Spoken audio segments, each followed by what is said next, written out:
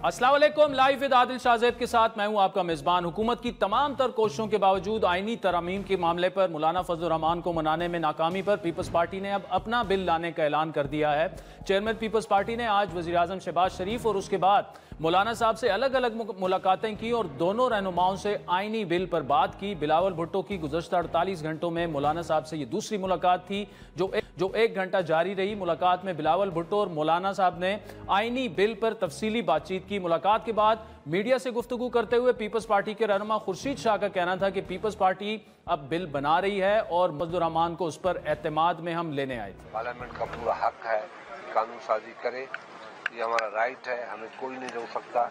मिलजुल के हमें इस मुल्क की इस पार्लियामेंट को ताकतवर बनाना है।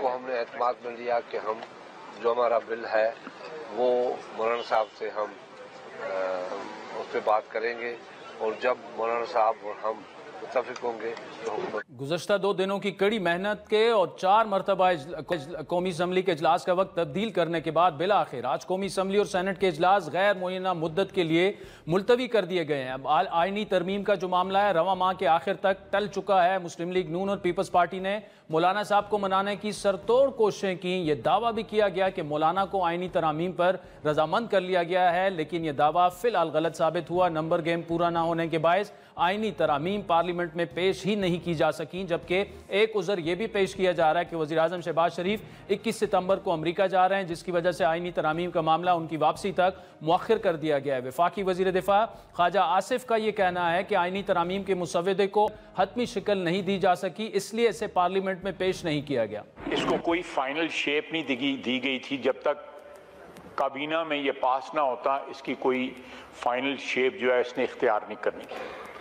हम चाहते थे कि मैक्सिमम, और अब भी चाहते हैं कि एक मैक्सिमम कंसेंसस इसके ऊपर इस हाउस का डेवलप हो और ये प्रोसेस जो है जारी और सारी रहेगा।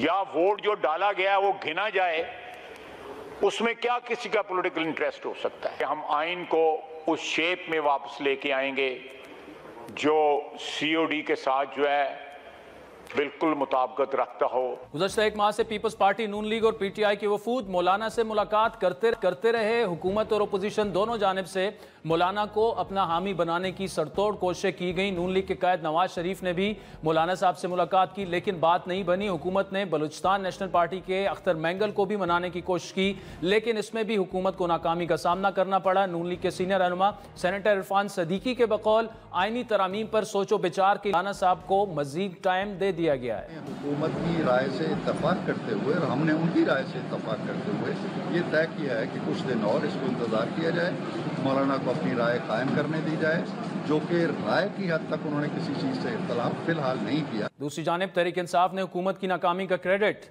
मौलाना फजलुर रहमान को दिया है और साथ ही ये दावा भी किया कि उनके अराकीन को पंजाब हाउस में कैद रखा गया। मौलाना साहब ही को सारा क्रेडिट जा रहा है और मौलाना साहब ने बहुत अच्छा स्टैंड ले लिया था कि सबसे पहले आप मुसव्विदी की कॉपी दे दें। जो तरामीम ये करना जा रहे हैं वो बड़े खतरनाक तरामीम है। सबसे पहली बात यह, गवर्नमेंट के पास नंबर्स ही नहीं है। कल मैंने कमेटी में भी कहा है, आप लोगों ने हमारे मेंबर्स की कनपट्टी पे पिस्तौल रख के आप ये कराना चाहते हैं। आपको बताते चलें कि मुजव्वज़ा 26वीं आईनी तरमीमी एक्ट के जरिए 1973 के आइन में 40 से ज्यादा तरामीम तजवीज़ जो की गई हैं, वहाँ वाज़े करते चलें कि ये मुसव्वदा हुकूमत की जानिब से जारी नहीं किया गया बल्कि मुख्तलिफ ज़राए से मीडिया तक पहुँचा है। इसके मुताबिक आइन के आर्टिकल 48 में पहले सदर को काबीना या वज़ीर आज़म, वज़रा और वज़राए मुमलिकत की जानिब से भिजवाए जाने वाले मशवरे पर कोई अदालत, ट्राइब्यूनल या अथॉरिटी इंक्वायरी नहीं कर सकती थी, लेकिन अब नई तरमीम में इसमें से वज़रा और वज़राए मुमलिकत को निकाल दिया गया और सिर्फ वज़ीर आज़म और काबीना तक महदूद कर दिया गया है। वज़ीर इनफरादी हैसियत में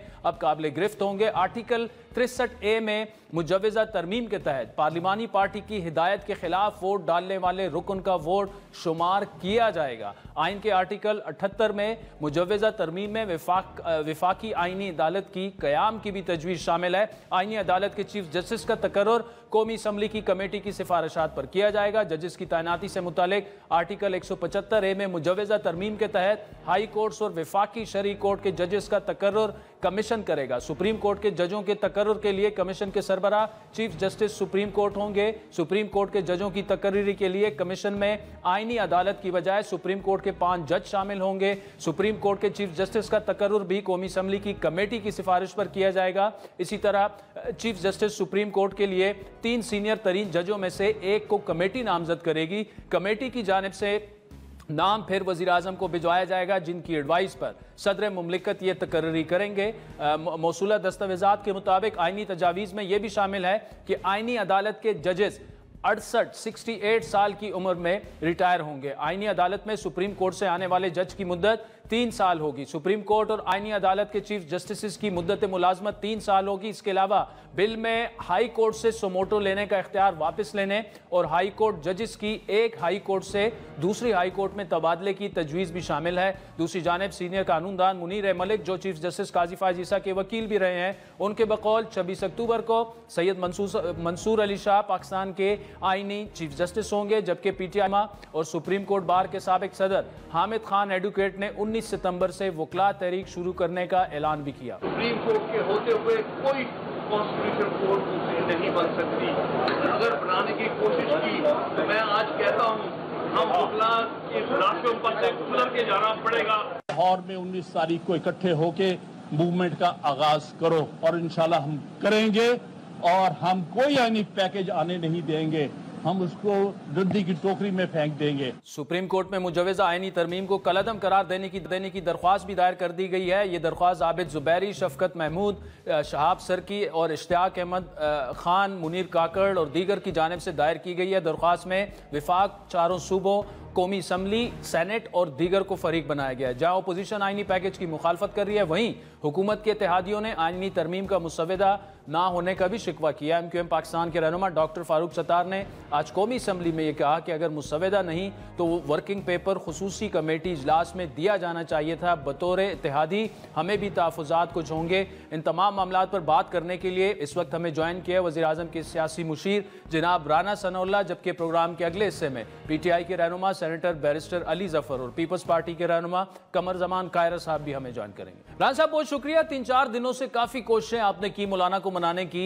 वज़ीर आज़म साहब गए, जरदारी साहब गए, बिलावल साहब गए, लेकिन उसके बावजूद भी कौमी असम्बली के सेशन पर सेशन आप बुलवाते रहे, मुलतवी करवाते रहे, ना किसी से मुसवदा पेपर वगैरह शेयर हुआ। हुकूमत की तैयारी पूरी नहीं लग रही थी या इस मामले में मौलाना हद से ज़्यादा अपने मौक़िफ़ पर डटे रहे? मौलाना की तरफ से भी कोई ऐसी सख्ती या हटदर्मी वाली बात ना है, ना की जा सकती है। और गवर्नमेंट भी कोई ऐसी जो है वो अनप्रिपेयर्ड या तैयारी के बग़ैर नहीं थी। गवर्नमेंट की तरफ से भी होमवर्क जो है वो किया गया। मौलाना ने भी जो है वो पूरी तरह से इंगेजमेंट की और गुफ्तगू की, ये तमाम मामलात के ऊपर बात की। लेकिन थोड़ा इसमें हुआ ये है कि शायद इस किस्म के हसास अहदाफ जो हैं उनको हासिल करने के लिए काम का कुछ हिस्सा जो है वो राजदारी में होना चाहिए और ख़ामोशी से होना चाहिए, और फिर कुछ हिस्सा जो है वो फिर बाहर पब्लिक के सामने या मीडिया के सामने जो है वो होना चाहिए। तो इसमें थोड़ा सा मेरा ख़्याल है कि कोई बैलेंस ख़राब हुआ है और ये मामला जो पहले होमवर्क के तौर पे होना था उसमें थोड़ी कमी रह गई, और फिर जब ड्राफ्ट्स वगैरह या वर्किंग पेपर जिसे आप कह सकते हैं, ड्राफ्ट तो खैर वो उस वक्त बनता जब कैबिनेट से अप्रूव होता, तो उसके ऊपर जो काम है वो शुरू जब हुआ और साथ ही पार्लियामेंट का इजलास जो है वो बुला लिया गया, जिसकी वजह से फिर टाइम कंस्ट्रेंट बनी कि जी आज होगा, आज नहीं हुआ तो सुबह हो जाएगा। तो इस वजह से जो है ये मामला फिर थोड़ा जो है वो आप ये समझ लें कि ज़्यादा जो है वो हाइप भी क्रिएट हुई और फिर पार्लियामेंट मेंबर्स को भी, जिनको सारा दिन एक दिन इंतज़ार करना पड़ा, उससे पहले भी 2 दिन इंतज़ार करना पड़ा। तो इस वजह से जो है ना वो सूरत हाल थोड़ी सी तकलीफ़ दे हुई है। ये सूरत सामने आ गई है और इसमें अब बड़ा अहम किरदार है तमाम लीडरशिप्स का, जिसमें PMLN की लीडरशिप, वज़ीर आज़म की अपनी ज़ात, उसके बाद फिर पीपल्स पार्टी, फिर मौलाना या JUI या दूसरी जमातें, बल्कि अब तो PTI भी क्योंकि उस खुसूसी कमेटी में शामिल है। तो इससे उम्मीद है कि कोई बहुत बेहतर सूरत जो है वो। अच्छा, आईनी तरमीम के लिए 2/3 अक्सरियत चाहिए। मौलाना अगर आ भी जाएं फिर भी आपके नंबर्स पूरे नहीं हैं, जिसके बारे में कुछ हुकूमत के लोगों का ख्याल था कि तहरीक इंसाफ के कुछ लोग आपके साथ हैं, 4 या 5। इस पर सुप्रीम कोर्ट की एक वजाहत भी फिर आगे की, ये तमाम लोग जो हैं PTI का हिस्सा कंसिडर होंगे और किसी ने अगर वोट दिया पार्टी के खिलाफ तो वो डिस्क्वालीफाई हो जाएगा। वो जो लोग हैं जिन्होंने हिमायत करनी थी PTI का, उनका बारे में ये कहना है कि उन्हें आप लोगों ने उठाया हुआ है, हमारे पास वो नहीं है। कौन है वो लोग सर? नहीं, वो लोग अपनी मर्ज़ी से जो है उन्होंने फ़ैसला किया है सपोर्ट करने का गवर्नमेंट को, और उसमें कोई ऐसा बंदा नहीं है जो सुप्रीम कोर्ट के इस फैसले से हिट होता हो। और उनकी तादाद कितनी होगी राना साहब? बहरहाल इनकी तादाद जो है वो मेरा ख्याल है कि जब ये सामने आ जाएगी आने वाले दिनों में तो उसी तादाद को ही फाइनल जाना जाए। लेकिन एक बात मैं वजाहत से कह दूं जी कि सुप्रीम कोर्ट के फैसले की वायलेशन में किसी आदमी को भी जो है वो वोट कास्ट करने की ज़हमत गवारा नहीं करनी पड़ेगी, ना ही करवाया जाएगा, क्योंकि हम इस चीज़ को समझते हैं। और इसके बगैर प्लस वोट्स ऑफ JUI तो मतलूबा तादाद जो है वो पूरी है। एक तरमीम ये भी है मुजवज़ा राना साहब कि अगर कोई फ्लोर क्रॉस करता है या अपनी पार्टी की मर्जी के खिलाफ जाता है तो उसका वोट फिर भी काउंट होगा। ये जो तरमीम है आप इसकी बुनियाद पर बात कर रहे हैं? ये वो मामला है कि जिसने इस ख्याल को जन्म दिया कि पार्लियामेंट को अपनी सॉवरेनिटी साबित करने के लिए आइन में सर्टन अमेंडमेंट्स करनी चाहिए उन आर्टिकल्स में जो आर्टिकल्स जुडिशरी को वो इख्तियार देते हैं जिस इख्तियार की बुनियाद के ऊपर जुडिशरी ने जो है वो पार्लियामेंट का भी जो है वो सारा सॉवरेनिटी जो है पार्लियामेंट की, उसको भी जो है वो उन्होंने जो है वो आप समझ लें कि सेट असाइड कर दिया है। यानी 63A के ऊपर जो जुडिशरी का या सुप्रीम कोर्ट के बेंच का फैसला है, that amounts to rewrite the constitution. अगर अब कॉन्स्टिट्यूशन भी सुप्रीम कोर्ट के जजेस ने या बेंचेस ने लिखना है तो फिर पार्लियामेंट तो रिडंडेंट हो गई ना, पार्लियामेंट का तो फिर कोई जवाब ही ना रहा।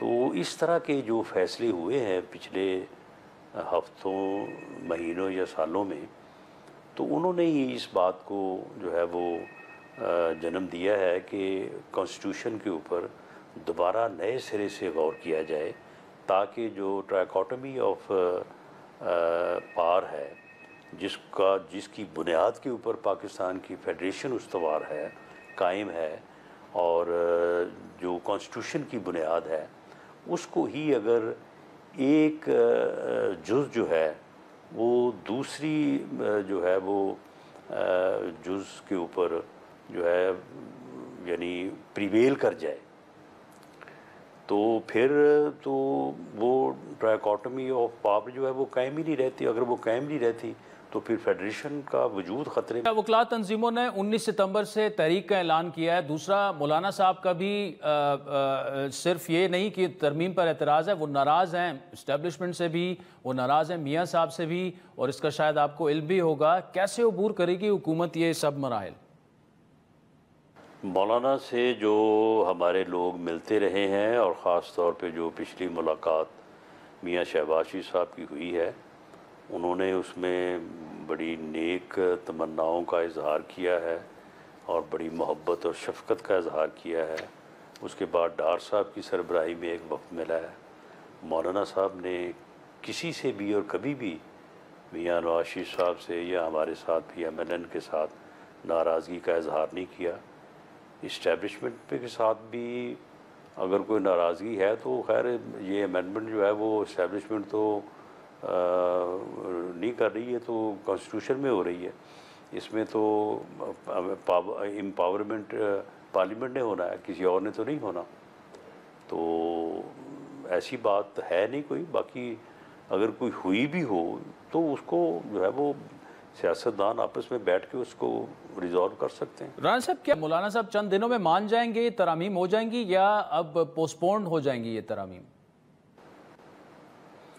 नहीं, इसमें मौलाना साहब के मानने वाली बात नहीं है। वो नाराज़ होंगे तो मानेंगे, वो नाराज़ नहीं हैं।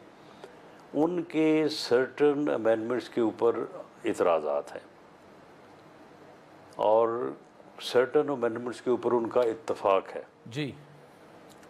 तो ये अब जब उनके साथ बाहमी मीटिंग डायलॉग होगा, जो खसूसी कमेटी बनी है, तो उस खसूसी कमेटी में जो है वो जो चीज़ें डिस्कस होंगी, तो उसके बाद मेरा ख्याल है कि एक कंसेंसस ड्राफ्ट जो है वो ड्राफ्ट ऑफ अमेंडमेंट्स जो है वो सामने आ जाएगा और उसके लिए फिर सभी वोट करेंगे। आपके ख्याल में तहरीक इंसाफ भी इसमें शामिल हो सकती है राना साहब? हमारी उन दोस्तों से बात हुई है जो स्पीकर चैम्बर में या हाउस में मिलते रहे हैं, तो बहुत सारी अमेंडमेंट्स ऐसी हैं जिसके ऊपर वो पूरी तरह से वो भी पॉजिटिव हैं।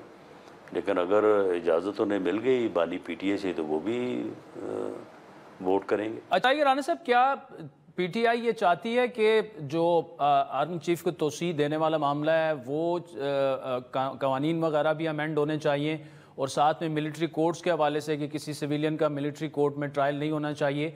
क्या ऐसी कोई बात है उन्होंने की है? नहीं, इस किस्म का कोई मुतालबा उन्होंने पेश नहीं किया। आर्मी चीफ की एक्सटेंशन तो उन्होंने खुद, एक्सटेंशन का कानून तो उन्होंने खुद पास किया हुआ है, तो इस किस्म का कोई उनकी मुतालबा। और दूसरा राना साहब, आखिर में बानी PTI का जो मामला है कि उनका ट्रायल मिलिट्री कोर्ट में पॉसिबली, अभी तक तो कोई इन्फॉर्मेशन ऐसे नहीं है। इस्लामाबाद हाई कोर्ट में भी इस पर समाअत हुई, वजारत दिफा ने भी उसका जवाब दिया। उसूलन क्या आप समझते हैं कि एक सियासतदान का ट्रायल मिलिट्री कोर्ट में होना चाहिए, और अगर मिलिट्री कोर्ट में हो तो वो ओपन होना चाहिए? देखिए, जहाँ तक ओपन ट्रायल का मामला है वो तो बिल्कुल कॉन्स्टिट्यूशन की बुनियादी रिक्वायरमेंट है। जहाँ तक किसी मिलिट्री कोर्ट में किसी सिविलियन के जो है वो ट्रायल का मामला है, तो आर्मी एक्ट जो है that is the well law of land. जो सिविलियन हो या आर्मी मैन हो, जो in the domain of army act जाके ऑफेंस करेगा, तो उसके ऊपर फिर उसके मुताबिक ही केस चलना है ना। अब ये लोग जो सरहद के ऊपर बाज़ ऐसी कार्रवाइयों में जो कि एंटी स्टेट होते हैं पकड़े जाते हैं, तो उनका जो वो ट्रायल है कहाँ पे होता है? उनका ट्रायल जो है वो मिलिट्री कोर्ट में होता है, वहाँ से उनको सज़ा मिलती है, और जब वो फिर सिविल जेल्स में आते हैं तो उसके बाद उनकी अपीलें जो है वो आला अदलिया में सुनी जाती हैं, वहाँ से बरी भी हो जाते हैं, सज़ा जो है वो कायम भी रहती है। तो ये तो कोई ऐसी चीज़ नहीं है जिसको अमेंड करने की ज़रूरत है। That stands already amended. Rana Sanaullah, so much for joining us. नाज़रीन, वक्त चाहता है एक ब्रेक का, जिसके बाद तहरीक इंसाफ के सीनियर रहनुमा सेनेटर बैरिस्टर अली ज़फ़र साहब हमें ज्वाइन करेंगे हमारे साथ।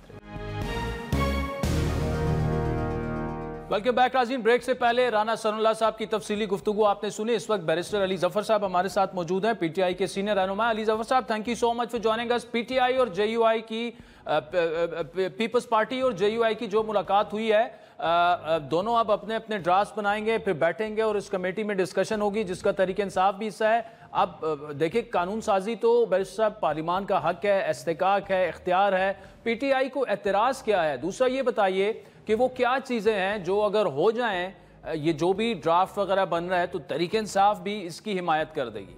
जी देखें, पहले काफी हफ्ते से हुकूमत के जितने अरकान थे, मिनिस्टर्स भी थे, उनसे जब आप लोग पूछते थे कि कोई पैकेज आ रहा है, कोई आईनी पैकेज तैयार हुआ है जी, तो वो उसको टोटल डिनाई करते थे, उसको कहते थे बिल्कुल नहीं। फिर अचानक सेशन कॉल हो गए सेनेट के भी और नेशनल असेंबली के भी, और वो कुछ इस तरह बनाया गया स्ट्रेटजी के पहले नेशनल असेंबली होगी और उसके 1.5-2 घंटे बाद सेनेट होगी। मकसद ये था कि कोई ना कोई पैकेज जिसमें तकरीबन अब हमें पता चला है कि 80-90 तरमीम थी आइन में, नेशनल असेंबली में प्रेजेंट किया जाएगा और वहां से पास करा के फिर सेनेट में किया जाएगा, वहां से पास कराया जाएगा।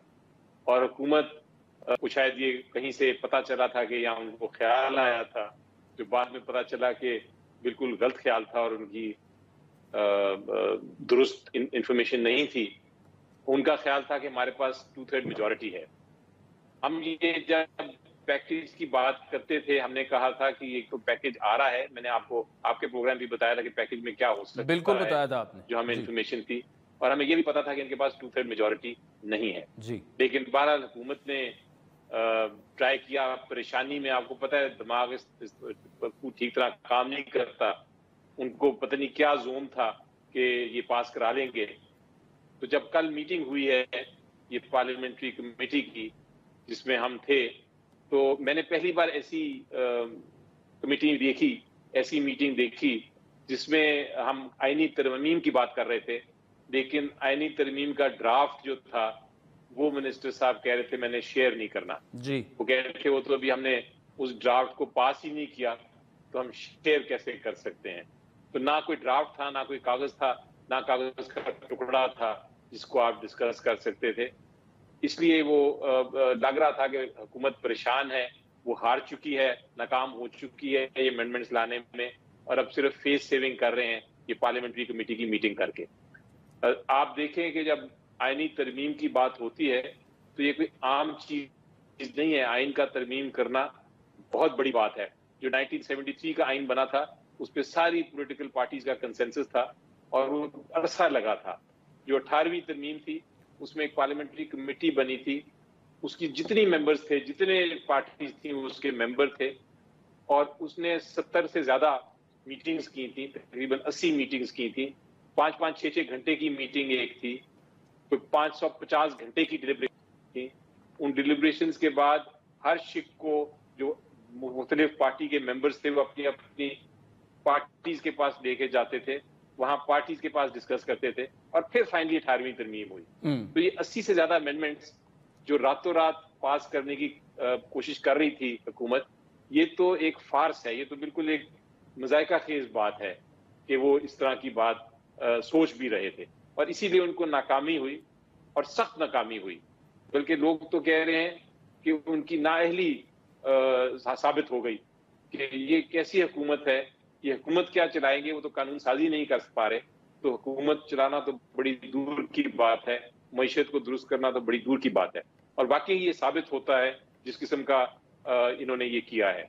अब बहरहाल इसके बाद मुझे यकीन है कि दोबारा से रीवैम्प होके आएंगे, और मे भी अब आपको 80-90 अमेंडमेंट्स की शक्ल में अमेंडमेंट्स ना आए, तरमीम ना आए, बेसिकली 2 या 3 तरमीम पे गौर करके कोशिश करेंगे कि JUI को भी कन्विंस कर लें। कल जो मीटिंग थी वो तो बिल्कुल ही फेलियर था। PTI ने तो इसको अपोज करना ही करना है अमेंडमेंट्स को, क्योंकि हमारे मुताबिक जिस तरह मैंने आपको बताया, ये तो छुप छुपा के चुपके चुपके ये रात के अंधेरे में अमेंडमेंट्स करने की कोशिश कर रहे थे, और उसका मकसद सिंपली ये था कि चूंकि सुप्रीम कोर्ट इनके कंट्रोल में नहीं है, तो सुप्रीम कोर्ट की जगह कोई और अदालत बना दें, अपॉइंटमेंट्स की तब्दीली कर दें, वगैरह वगैरह। इसी तरह ये भी सुना कल रात मुझे पता चला उस मीटिंग में जब बैठे थे कि शायद कुछ ऐसी अमेंडमेंट्स भी हैं जिसमें वो हाई कोर्ट्स की जो पावर है बुनियादी हकूक देने की, वो ले ली जा सकती हैं जब भी ये ख्याल आया कि नेशनल सिक्योरिटी का इशू है। तो हाई कोर्ट की पावर्स जो हैं, ताकत भी है, उसको भी खत्म करने की कोशिश। बैर साहब, आपका एक नुक्ता है कि अगर 2-3 तरामीम लाने की कोशिश करेंगे लेकिन तहरीक इंसाफ ने उनकी मुखालफत करनी है, अगर वो तरामीम ऐसी हों कि अवाम के मफाद में हों, आप उससे मुतफिक हों, आप फिर भी मुखालफत करेंगे? जी, मकसद एक अगर अमेंडमेंट आती है कॉन्स्टिट्यूशन में जो कि कौम के मुफाद में हो, तो फिर तो कोई इतना इशू बनना भी नहीं था और बनना चाहिए भी नहीं। जो कौम के मुफाद में अगर कोई ऐसी अमेंडमेंट है, कोई ऐसा अभाम है, कोई आइन को बेहतर करने के लिए कोई ऐसा प्रपोजल है, तो वो तो बिल्कुल उस पर तो गौर व फिक्र किया जा सकता है। लेकिन ये जिस तरह का पैकेज आया कि बिल्कुल आप तब्दील कर दें और पता ही ना हो कि तब्दील क्या करने जा रहे हैं, कुछ भी उसमें ऐड कर दिया हुआ है, एक अजीब सी खिचड़ी बना दी हुई है जिसके अंदर हर एक ने अपना अपना पॉइंट ऑफ व्यू डाल के हर जगह को अमेंड कर दिया है, आईन ही नया बना दिया। तो ये तो फिर हमें फिर एज अ होल उसको रिजेक्ट करना पड़ेगा। अच्छा, अगर आईनी अदालत के क़याम की बात की जाए या चीफ जस्टिस की तैनाती का इख्तियार वज़ीर-ए-आज़म को या कमेटी को देने की बात हो, तो उस पर क्या तहरीक इंसाफ मान सकती है? जी देखिए, चीफ जस्टिस ऑफ पाकिस्तान या किसी जज की अपॉइंटमेंट का इख्तियार प्राइम मिनिस्टर को दे दिया जाए तो हम बिल्कुल उसकी मुखालफत करेंगे, क्योंकि फिर तो आप एक तरह से जो जुडिशरी है, जो अदालत, जो हमारा पूरा निज़ाम है, उसको एग्जेक्टिव के मतहत ले जाते हैं। और ये आज़ादी जो है अदालतों की, ये हमें इसका कत्ल हमें मंजूर नहीं है।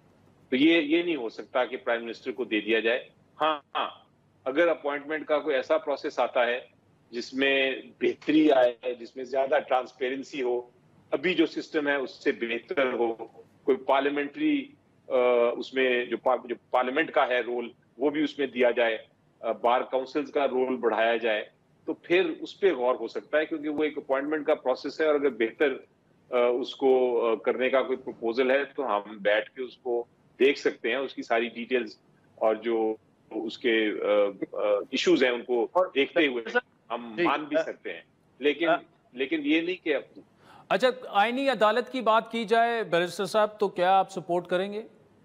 देखिए, आईनी अदालत का एक ऐसा मेजर इशू है कि जिसपे बहुत सारी आपको शिकों को आइन की देखना पड़ता है और आपको फैसला करना पड़ता है कि क्या हमारी रिक्वायरमेंट है आईनी अदालत की, और अगर आईनी अदालत बननी है तो उस आईनी अदालत का क्या स्कोप होगा, उसका रिलेशनशिप क्या होगा सुप्रीम कोर्ट के साथ, हाई कोर्ट्स के जो आर्टिकल 199 के वो फैसले करते हैं वो किस तरह किस कोर्ट में जाएंगे। तो ये सारी इतना आसान नहीं है कि आप काट के एक नया अदालत बना दें। तो उसमें जल्दी क्या है, आप उसको एकदम इस वक्त क्यों करना चाहते हैं कि इसी महीने वो फैसला हो जाए। फिर अगर ये डिस्कशन करनी है तो इस पे फिर हम बैठते हैं, कमेटीज बैठेंगी, देखेंगी, और जितना भी वक्त लगता है लगे। और हो सकता है कि हम उसको at the end of the day ना माने, क्योंकि ये हम देखेंगे उसकी जो नुकसानात हैं ज्यादा और फायदे कम। तो ये सारी डिबेट करनी है। इसको एकदम कह देना कि रिजेक्ट कर दें या ना रिजेक्ट करें या माने, दुरुस्त बात नहीं। मैं जाती तौर पे एक वकील की हैसियत से समझता हूं कि इमीडिएटली सबसे पहला काम तो ये करना चाहिए हुकूमत को कि जो मंसूर अली शाह साहब हैं उनकी नोटिफिकेशन करें, उनको चीफ जस्टिस बनाए, ताकि ये जो एक तरह से डिस्कशन हो रही है कि शायद ये कॉन्स्टिट्यूशन कोड बनाया जा रहा है ताकि किसी जज को उधर ले जाया जाए या उसको वहां अकोमोडेट कर दिया जाए, तो ये सारी अब हम खत्म हो जाएंगे। उसके बाद हम बात करते रहेंगे, बेशक बाद में। अच्छा, पीटीआई कितनी मुतमईन है कि मौलाना हुकूमत की ऐलान नहीं करेंगे, क्योंकि गवर्नमेंट तो बहुत ज्यादा कॉन्फिडेंट है कि मौलाना उसी तरफ जाएंगे? जी देखिए, कल की जो मीटिंग थी उसमें तो मौलाना साहब ने बड़ा क्लियरली कहा था वाज़ेह तौर पे कि मेरे सामने कोई बात ही नहीं, मेरे सामने कोई डॉक्यूमेंट ही नहीं, मेरे सामने कोई ड्राफ्ट ही नहीं आया जो मैं जिसके ऊपर मैं कमेंट कर सकूं या मैं उससे एग्री कर सकूं। ड्राफ्ट आएगा तो मैं देखूंगा। जो मेरे वकील को कामरान मुर्तजा साहब हैं, उनके वकील, उनको जो ड्राफ्ट दिखाया गया उनका कहना था कि उसमें तो बहुत सारी ऐसी चीजें थी जो कभी जेरे बहस ही नहीं आई, और ये पीपल्स पार्टी को भी जो ड्राफ्ट दिखाया गया शायद वो भी मुख्तलिफ था। जब एक ड्राफ्ट एक डॉक्यूमेंट हो ही ना और वो मुख्तलिफ डॉक्यूमेंट्स इधर उधर फिर रहे हो, तो फिर कैसे आप सोच सकते हैं कि कोई भी सियासी जमात जो है जो आइन की जो संदीजा जो एक जो डिलिबरेट करना चाहती है, जो सोच समझ के काम करना चाहती है, वो जमात कैसे आमादा हो जाए कि हाँ हवा में ही जो अमेंडमेंट्स हैं हम एग्री कर लें। तो कल तो बड़ा क्लियरली रिजेक्ट कर दिया था मौलाना साहब ने इनके प्रपोजल को, और वो नाकामी साफ नजर आ रही थी। हुकूमत के जो अराकीन थे उनको डिप्रेस हो गए थे। एक चीज बड़ी वाज़ेह है कि हम जो आज़ादी है अदलिया की, उस पर कॉम्प्रोमाइज नहीं करेंगे, हम उसको नुकसान नहीं होने देंगे, क्योंकि वो नुकसान पूरे आइन का नुकसान है, पूरी कौम का नुकसान है, और वो तारीख में फिर जज किया जाएगा कि कितना बड़ा नुकसान हो गया। इसलिए हमें जरूरी है कि जो भी कदम उठाएं वो कौम के फायदे के लिए हो, ना कि कोई किसी को नौकरी बढ़ाने के लिए, या किसी की नौकरी कम करने के लिए, या किसी को निकालने के लिए, या किसी का इन्फ्लुएंस कम करने के लिए या ज्यादा करने के लिए। ये पर्सन स्पेसिफिक नहीं होना चाहिए, ये प्रिंसिपल्स और असूलों पे होना चाहिए जो अमेंडमेंट हो। बैरिस्टर अली जफर साहब, thank you so much for joining us. नाज़रीन, ब्रेक के बाद पीपल्स पार्टी का मौक़िफ़ लेंगे। पीपल्स पार्टी का वफ्द मौलाना साहब से कुछ देर पहले मिला। कमर जमान कायरा साहब हमारे साथ मौजूद हैं। Welcome back. नाज़रीन, ब्रेक से पहले बैरिस्टर अली जफर और राना सनाउल्लाह साहब की तफसीली गुफ्तगू आपने सुनी। इस वक्त पीपल्स पार्टी के सीनियर रहनुमा कमर जमान कायरा साहब हमारे साथ है। कायरा साहब, जो तरमीम की गेम खेली गई, 4 दफ़ा कौमी असम्बली का इजलास मुलतवी हुआ, फिर बुलाया, सेनेट मुलतवी हुआ, ये क्या बड़ी सबकी नहीं है, शर्मिंदगी है हुकूमत के लिए, हुक्मरान इत्तेहाद के लिए? तैयारी मुकम्मल नहीं थी, मुसवदा किसी को नहीं दिखाया गया, मौलाना साहब से एश्योरेंसेस नहीं लिए गए, इजलास पे इजलास बुलवाते रहे, मुलतवी करवाते गए। क्या कहेंगे आप? आदिल साहब, ये जो लेजिस्लेशन का इशू होता है ना, ये होता बड़ा टेढ़ा है, और इसमें ड्राफ्ट नहीं दिखाया गया, ऐलान नहीं किया गया। ये मामले इतने सादे नहीं होते कि आप सारा कुछ ओपन करके चल रहे हो। जब आपकी मुखालफत भी भरपूर तरीके से हो रही हो जी, तो उन हालात में कोशिश ये होती है, जिस तरह बजट के डॉक्यूमेंट होते हैं वो छुपा के रखे जाते हैं, वो लास्ट मोमेंट पे रिवील होते हैं, फिर उसके बाद डिबेट होती है उस पे, प्रपोजल्स पे। इसी तरह ये भी एक ऐसा इशू है। उसकी वजह यह है कि हुकूमत, आप देखिए ना कि गवर्नमेंट का इरादा होता है, कोशिश होती है कि हमने बजट डॉक्यूमेंट को छुपा के रखना है, उस पर बातें रिवील ना हो जाएं, और मीडिया के अंदर रेस लगी होती है कि कौन सा चैनल पहले वो खबर निकालता है और वो बताता है कि जी मैंने, और उसकी लीड होती है कि हमने सबसे पहले वो खबर लीक कर ली। हालांकि वो इलीगल काम होता है। गवर्नमेंट उस डॉक्यूमेंट को सीक्रेट रख रही होती है टिल द मोमेंट वो ले नहीं हो जाता। इसी तरह ये जो लेजिस्लेशन है इसका भी सूरत हाल है, क्योंकि इसके ऊपर बड़ा तनाज़ा है, बड़ी मुतसादम आरा है। लिहाजा ये गवर्नमेंट की कोशिश थी, अब उसमें कामयाब क्यों नहीं हो पाए अभी तक? गवर्नमेंट के पास मुकम्मल अक्सरियत तो है नहीं, और इत्तेहादियों को भी साथ लेना था, और जो नाराज दोस्त है मौलाना साहब की तरह उनको भी साथ लेना था, और उसके अलावा भी तब जाके ये अमेंडमेंट होनी थी। और ये लाजम नहीं है कि आपको सारी कंड्यूसिव एटमॉस्फेयर मिले और आप अपनी मर्जी से, कोशिश तो यही होती है कि हम कंफर्टेबली सारा कुछ कर लें, लेकिन आप इत्तेहादी हुकूमतें बनाते हैं, आप टेम्परेरी इत्तेहाद फोर्ज करते हैं, और कोशिश यही होती है, लेकिन फिर भी आपको अल्टीमेटली इत्तेहाद बना के, अभी यहाँ सूरत हाल ये है कि नंबर तो पूरे नहीं थे, तो नंबर पूरे ना हो तो आप काम ही नहीं करते, ऐसे नहीं होता। आप कोशिश करते हैं, और मेरा ख्याल है कि ये कोशिश जारी रही तो अल्टीमेटली ये जो कोशिशें होती है ना, जिसमें एक काम ये भी होता है, आप याद कीजिए हमारे दौर में 18वीं तरमीम हुई, कितना लंबा इस पर डिबेट हुई।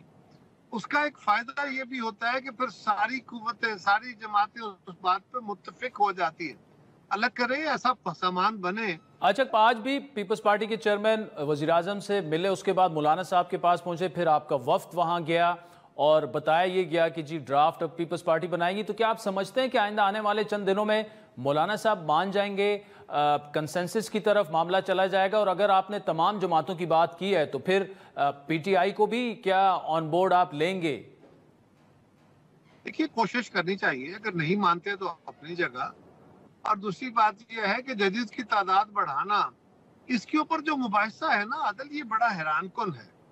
यानी बड़ा खुल के ये बात कही जा रही है कि हुकूमत ये कह रही है और अपोजिशन की तरफ से, मीडिया एनालिस्ट की तरफ से, कि हुकूमत की कोशिश ये है कि वो जजेस जो हैं इस वक्त उनके हामी जजेस थोड़े हैं और मुखालिफ ज्यादा हैं जी, और गवर्नमेंट की कोशिश है कि जजेस की तादाद बढ़ा के अपने हामी जजेस की तादाद बढ़ा ली जाए। तो ये तो जो भी बात कर रहा है, जो भी कह रहा है, वो कंटेम्प्ट कर रहा है कोर्ट की, बल्कि कोर्ट की तौहीन कर रहा है, इसलिए कि वो कह रहा है कि ये जजेस पार्शियल हैं। चीफ जस्टिस और उनके साथ भी कुछ जजेस हैं जो पार्शियल हैं, जो हुकूमत के हामी हैं, और जो दूसरे हैं वो दूसरों के हामी हैं, अपोजिशन के। सो किसी को माफी नहीं मिल रही, सभी कंडेम हो रहे हैं। ये बड़ी हैरानकुन बात है। जहां तक ताल्लुक का एज बढ़ाने का, अमेंडमेंट करके रिलीफ देने का, बिल्कुल ये गवर्नमेंट की ड्यूटी है। हम अपने दौर में कोशिश होती रही, उसके बाद ये कोशिश होती रही कि लीगल रिफॉर्म्स होने चाहिए, कॉन्स्टिट्यूशनल रिफॉर्म्स होने चाहिए, और ऐसे कवानीन बनाने चाहिए कि आवाम को रिलीफ मिल सके, उनको सस्ता और फौरी इंसाफ मिल सके। ये टाइमिंग अपनी जगह एक अहमियत का हामिल फैक्टर है, लेकिन गवर्नमेंट के पास जो तादाद है, मेरा ख्याल है मौलाना अल्टीमेटली मान जाएंगे। वो अमेंडमेंट अगर बिल्कुल उन्होंने गवर्नमेंट की मुखालफत कर दी होती तो वो पहले दिन कहते नो, मैं आपकी किसी भी अमेंडमेंट को सपोर्ट नहीं करता। अल्टीमेटली वो अपनी जमात को इस बात पर राजी करेंगे और उनकी जो आरा होंगी वो भी इस आईनी मसवदे का हिस्सा बनेगी, और मुझे उम्मीद है कि फिर ये मसवदा पास हो जाएगा। कमर जमान कायरस की so much for joining us. नाज़रीन, ब्रेक के बाद आपसे दोबारा मुलाकात। वेलकम बैक नाज़रीन। प्रोग्राम के पहले हिस्से में आपने राना सनाउल्लाह, कमर जमान कायरा और बैरिस्टर अली जफर साहब की तफसीली गुफ्तगू सुनी। इस वक्त हाफिज़ हसान साहब हमारे साथ मौजूद हैं, किसी तारुफ के मुताज नहीं। हाफिज़ साहब, thank you so much for joining us. क्या ये मामला हुआ, 3-4 दिन लगे और हो नहीं पाया हुकूमत से, आगे हो जाएगा आपके ख्याल में? बिस्मिल्लाहिर्रहमानिर्रहीम। आदिल, एक तो बात ये है कि अगर आपने कॉन्स्टिट्यूशनल अमेंडमेंट को करना है तो उसके लिए आपको 2/3 मेजॉरिटी जो है वो बोथ हाउसेस की चाहिए जी, और वो आर्टिकल 239 आपका कॉन्स्टिट्यूशन का बड़ा वाज़े है। सही। और दूसरा, अगर आपने सिंपल लेजिस्लेशन करनी है तो आर्टिकल 70 के नीचे आपको सिंपल मेजॉरिटी चाहिए। अब ये है कि अगर आप एक बड़ा इंपॉर्टेंट कॉन्स्टिट्यूशनल बिल लेके आ रहे हैं जो पाकिस्तान के जस्टिस सिस्टम से रिलेटेड है या पाकिस्तान की सुप्रीम कोर्ट से रिलेटेड है, तो उसके अंदर होमवर्क करना चाहिए था और आपको वो जो नंबर्स हैं उस नंबर्स के ऊपर आपको पूरा काम करना चाहिए था। और उसके लिए इम्पॉर्टेंट ये था कि जो भी ये चीज़ें अभी भी आपके सामने जो आई हैं, शायद उनके अंदर ड्राफ्टिंग के अंदर है या कुछ चीज़ों को आप प्लस माइनस कर सकते हैं या उसके अंदर इम्प्रूवमेंट की गुंजाइश है, लेकिन 3-4 एरियाज़ ऐसे हैं कि जिसके अंदर कॉन्स्टेंटली पाकिस्तान के जो जितने भी जस्टिस सेक्टर से रिलेटेड है या पोलिटिकल पार्टीज़ हैं वो कहती रही हैं। वो जजेस के एलिवेशन का प्रोसेस भी इम्प्रूव करने की बात है, वो पार्लियामेंट्री कमेटी के रोल की भी बात है, वो पाकिस्तान का कॉन्स्टिट्यूशनल कोर्ट की भी बात है जो COD के भी अंदर आया, ये सारी पॉलिटिकल पार्टीज थी। तो बुनियादी तौर पे यही चीज़ें थी। और जब आपने कॉन्स्टिट्यूशनल कोर्ट बनानी है तो फिर आपने जो जुरिस्डिक्शन है सुप्रीम कोर्ट की, आपने उसको तरफ ले के ही जाना था। तो ये चीज़ें जो थी पुरानी चल रही थी। हर पॉलिटिकल पार्टी जो है जब गवर्नमेंट के अंदर आती है तो ये बातें करती है कि पार्लियामेंट की सुप्रीमेसी होनी चाहिए, लेजिस्लेटिव कॉम्पिटेंसी भी है। अब ये है कि अमेंडमेंट्स की भी अगर आप आदिल हिस्ट्री देख लें तो 25 अब तक आईनी तरमीम हो चुकी हैं और ये 26वीं होने जा रही थी। तो पाकिस्तान की सुप्रीम कोर्ट ने 1973 से आज तक किसी भी कॉन्स्टिट्यूशनल अमेंडमेंट को अल्ट्रा वायरीज ऑफ कॉन्स्टिट्यूशन नहीं कहा। चाहे आपकी अमेंडमेंट्स 18th अमेंडमेंट के अंदर आई हैं, चाहे आपकी 17th अमेंडमेंट आई जो जनरल मुशर्रफ का LFO आया, चाहे आपकी आर्टिकल 8 की अमेंडमेंट आई जो जनरल ज़ियाउल के दौर के अंदर आया, अभी आपकी कॉन्स्टिट्यूशनल अमेंडमेंट 21st आई जिसके अंदर आपकी मिलिट्री कोर्ट्स के अंदर आया। तो दुनिया भर के अंदर सुप्रीम कोर्ट्स जो हैं इंक्लूडिंग पाकिस्तान सुप्रीम कोर्ट जो है वो जुडिशियल रिस्ट्रेंट भी करती है कि 2/3 मेजॉरिटी है। अब उस 2/3 मेजॉरिटी को गवर्नमेंट का काम ये था कि इसके ऊपर उनको पूरा करना। दूसरा, इसमें 2 चीज़ें हैं हाफिज़ साहब। एक तो कवानीन बनाना, आइन में तरमीम करना, ये पार्लिमान का इस्तेकाक है, इख्तियार है।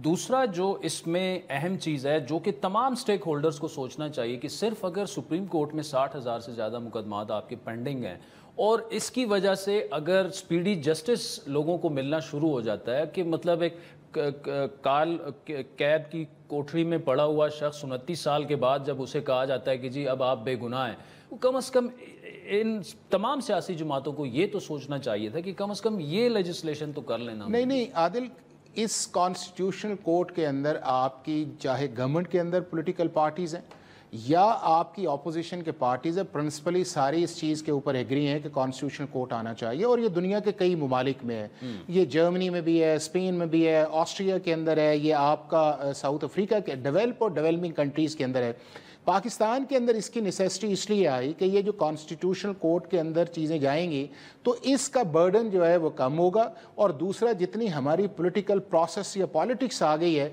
तो ठीक है एक कोर्ट है और उस कोर्ट के जो अपॉइंटमेंट है वो पार्लियामेंट करे, उसके अंदर जो कॉम्पोजिशन है जो भी पिछले 6-7 महीनों से सुप्रीम कोर्ट में हम देख रहे हैं सिर्फ और सिर्फ सियासी वो देखे ना कि उसका रिजल्ट क्या निकला कि आपका आम आदमी जो है वो इफेक्ट आया, और इसका इफेक्ट सुप्रीम कोर्ट में नहीं आया, इसका हाई कोर्ट 24 लाख से ज्यादा आपके वहां पे केसेस हैं, उसके बाद आपका 60,000 से ज्यादा अब यहाँ सुप्रीम कोर्ट के अंदर आ गए हैं, आम आदमी के एक साल केस नहीं लगते, और उसके बाद ये है कि एक टग ऑफ वॉर जो है वो चल रही है बिटवीन द एग्जीक्यूटिव पार्लियामेंट और उस चीज़ का।